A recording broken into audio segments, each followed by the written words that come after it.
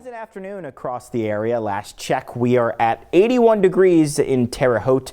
Notice that heat index is a degree lower, so that means that the air mass is still very dry. When the heat index is higher than the actual temperature, that is because the humidity is higher and thus it feels warmer outside.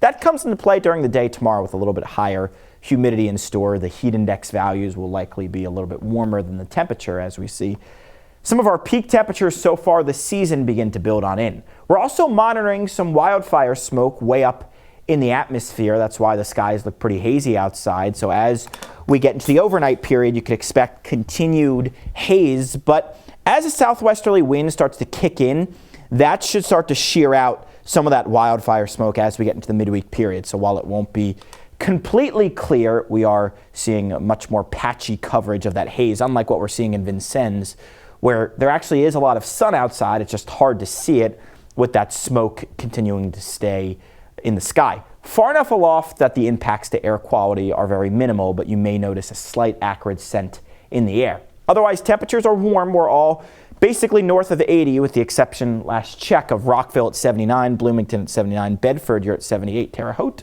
you are at 81 degrees. Dew point's still very comfortable, but off towards our west, see that green color? That's some of that muggier air that's going to try to build in during the day tomorrow. That futurecast will show a mild night tonight, dropping on down into the mid-60s or so. Tomorrow, brighter to start, and then clouds start to increase the second half of the day. Very warm. We're closing in on 90 with a breezy wind, and again, that humidity will start to kick up as well. So it is a summery feel for Tuesday. Now, there will be a front crossing the area by the time we get into Wednesday, and with that moving through during the peak heating hours during the afternoon when there's the most amount of instability, we'll have to watch for an isolated risk of a stronger storm Wednesday afternoon and into the evening. Thursday, still with that front close enough, can't rule out a shower or a storm.